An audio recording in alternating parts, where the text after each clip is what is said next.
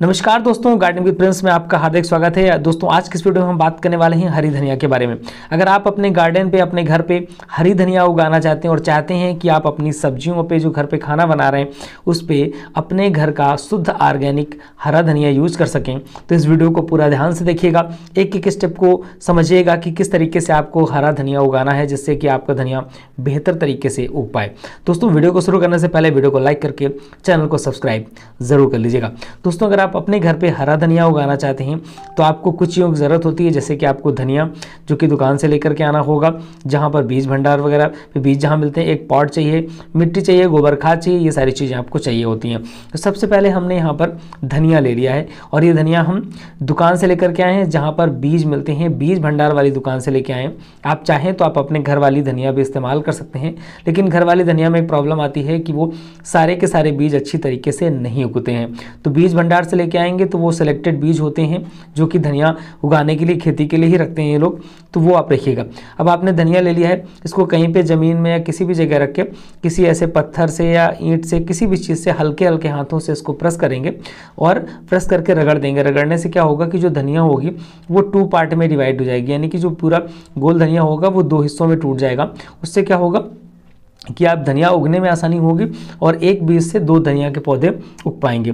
अब हम क्या करेंगे, इसको किसी भी बर्तन पे हमें रख लेना है। बीज हम धनिया हमने तोड़ ली है, कुछ टूटी है, कुछ नहीं टूटी है, कुछ पूरी की पूरी है, तो हम यहाँ पर इसको अलग अलग बर्तनों पे रख लेते हैं, यानी कि जगह के अकॉर्डिंग हम देख के पानी कितना क्या चाहिए होगा। इसके बाद इस पर पानी भर देते हैं।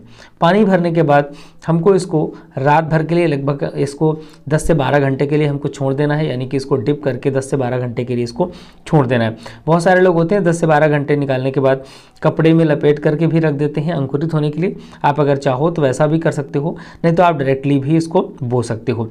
अब ये रात 12 घंटे बाद का है, सुबह का टाइम है, शाम को हमने भिगोया था, तो सुबह आप देख पा रहे हैं कि ये धनिया भीग चुकी है, यानी कि पूरी की तरीके से फूल चुकी है। अब हमको मिट्टी बनाने की ज़रूरत है। तो ये मिट्टी खेत की मिट्टी है, जो कि हम अभी बिल्कुल ताज़ी मिट्टी लेकर के आए हैं। ये खेत की मिट्टी है। इसमें हमको क्या करना है, 50% तक हमको यहाँ पर गोबर खाद मिक्स कर लेनी है। और ये है पॉट, ये एक ट्रे है और इस ट्रे पे हम इसी पे उगाने वाले हैं धनिया को। और इस पे अभी तो स्पेस है, तो इस पे हम एक बोरी वगैरह ऊपर से या पॉलीथीन डाल सकते हैं। पॉलीथीन अगर डालें तो उसमें छेद जरूर कर दीजिएगा। अगर आप बोरी डाल रहे हैं तो कोई दिक्कत की बात नहीं, क्योंकि बोरी पे क्या होता है, जो एक्स्ट्रा वाटर होता है वो ऑटोमेटिक रिलीज़ होता रहता है। तो इस तरीके से हमने बोरी डाल दी है। अब हम अपना इस पर जो हमने गार्डन सॉइल बना रखी है, जो मिक्स बना रखा है, यानी कि वर्मी कंपोस्ट या गोबर खाद जो भी आपके पास अवेलेबल है, या अगर थोड़े बहुत बालू है तो वो भी मिक्स कर सकते हैं आप। नहीं, नॉर्मली आप जो आपकी गार्डन सॉइल है उस गार्डन सॉइल में या खेत की मिट्टी पे हम इस पे उगाने वाले हैं। तो हमने इस मिट्टी पे ऑलरेडी पहले से मिला के रखा हुआ था, तो हम ये खाद और ये मिट्टी दोनों चीज़ें हमने इस पे भर के तैयार कर ली हैं। अब ज़रूरत है हमको कि किस तरीके से हमें धनिया बोना है। आप चाहो तो इसको पहले से थोड़ा सा गीला कर लो। हमने इसको थोड़ा सा गीला कर लिया है, इस मिट्टी को नीचे से पहले से इसको गीला कर दिया है। अब इसके बाद हम वो अपने जो बीज हमने बोए थे रात में, जो हमने उनको भिगोया था पानी में, उनको हम इस पे बोने वाले हैं। तो हम यहाँ पर ये बीज ले लेते हैं और इन बीजों को हम इस पे स्प्रिंकल कर देंगे अच्छी तरीके से। बहुत सारे लोग होते हैं, इसका एक दूसरा तरीका भी होता है कि इन आप बीजों को इस पे आप वर्मी कंपोस्ट मिक्स करके रगड़ दीजिएगा, थोड़ा सा वर्मी कंपोस्ट मिला करके फिर स्प्रिंकल करेंगे। तो उससे क्या होगा कि बीज थोड़ा दूर दूर रहते हैं और वर्मी कंपोस्ट मिलने से उनको पोषण भी मिलता रहता है। तो जब बीज शुरुआत में उगते हैं तो उनको पोषण मिल जाता है। तो आप इस तरीके से इस प्रोसेस को भी आप कर सकते हैं। तो हमने यहाँ पर बीज लेकर के इस पर बीज डाल दिए हैं। साथ ही हम एक ऊपर से इसमें मिट्टी की परत लगा देंगे, हल्की सी मिट्टी ऊपर से डाल देंगे और इसको डालने के बाद हम इस पर पानी का स्प्रे कर देंगे। आप चाहो तो हजारा से भी कर सकते हो या आप इस तरीके से बोतल से भी कर सकते हो। एकदम से पानी भरना नहीं है, नहीं तो बीज आपके फिर से ऊपर आ जाएंगे। तो इस तरीके से गीला करके इसको आप एक जगह पे रख देंगे। अब इसके बाद हम आपको दिखाने वाले हैं, आज ये 6 या 7 दिनों बाद का रिजल्ट है। 6 से 7 दिनों पे ही ये बीज उगना शुरू होते हैं। आप अगर तुरंत सोचो कि तुरंत ही बीज उगाएगा तो नहीं होता। 6 से 7 दिन बाद बीज का जर्मिनेशन शुरू हो जाता है। तो यहाँ पे बीज का जर्मिनेशन शुरू हो गया है। आपको बीच बीच में हमने इसमें भी बोया था, जो दूसरा वाला था हमने इस पर डाल दिया था, तो यहाँ पर भी जर्मिनेशन स्टार्ट हो गया है। तो आपको ध्यान देना है, ये है हमारा 12 से 13 दिन बाद का रिजल्ट। 12 दिन बाद इस तरीके से बीज हमारे उगाए हैं, यानी कि बीजों में उगना शुरू हो गया। यहाँ पर देखिए कितनी तेज़ी से घने तरीके से बीज इस पर उगे हैं। ये 12 से 13 दिनों के बाद का रिजल्ट है। इसमें अच्छी तरीके से बीज उगे हुए हैं। एक बात ध्यान रखिएगा कि जहाँ पर भी आप रखिएगा वहाँ पर एक बार फिक्स कर दीजिएगा। अब ये जो आप रिजल्ट देख पा रहे हैं, ये रिजल्ट है 21 दिन बाद का। 21 दिन बाद हमारे जो धनिया है उस पर जो 3 पत्ती वाली जो उस तरह की पत्तियाँ होती हैं वो पत्तियाँ बनना शुरू हो गई हैं। अभी तक क्या था, आपको 2 पत्तियां केवल दिख पा रही थी, अब यहाँ पर जो इस तरह की कटिंग वाली पत्तियां होती हैं धनिया की वो बनना शुरू हो गई। यानी कि 21 दिन में अभी भी अगर आप चाहो तो इस धनिया को तोड़ करके इस्तेमाल कर सकते हो।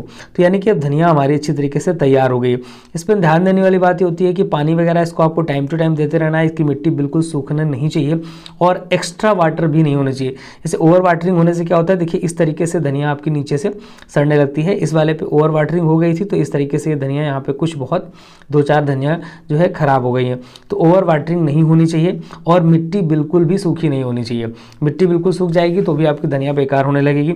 बार बार आपको धनिया के जो आपने जिस भी बर्तन पे बोया हुआ है उसको बार बार आपको इधर उधर नहीं करना है। एक बार एक जगह पर रख दीजिए, वो उस एटमॉस्फेयर पर एडजस्ट कर लेगा।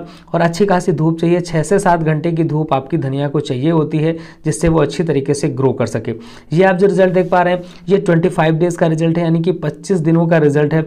और 25 दिन बाद आप देख पा रहे हैं कि अच्छी खासी धनिया यहाँ पे तैयार हो गई है। हम आपको दिखा रहे हैं कि ये धनिया अब आप तोड़ने लायक हो गई है। इस धनिया को आसानी से आप तोड़ सकते हैं। देखिए अच्छी खासी धनिया, अगर आप चाहें तो सिंगल तोड़ करके इसको इस्तेमाल कर सकते हैं, या फिर आप इंतज़ार करना चाहें तो और इसको बड़ी भी कर सकते हैं। यानी कि जो लगभग आपका समझ लीजिए कि आप 35 से 40 डेज़ पे बहुत अच्छी खासी धनिया तैयार हो जाती है। अब अगर इस पर पानी का और साथ में हमें वर्मी कंपोस्ट वगैरह ऊपर से इसमें देते रहना है, यानी कि थोड़ी बहुत खाद का भी हमको ध्यान देना है, क्योंकि खाद अच्छी नहीं मिलेगी तो धनिया जो होती है वो पीली होने लगती है। इसके बारे में स्पेशली एक वीडियो बनाएंगे कि कौन कौन सी चीज़ों को हमको ध्यान में रखना होता है। धनिया अगर पीली हो रही है तो हमें क्या करना है, पूरी की पूरी जानकारी आपको उस वीडियो पे मिलेगी। मिलेंगे फिर किसी नए वीडियो के साथ। नमस्कार।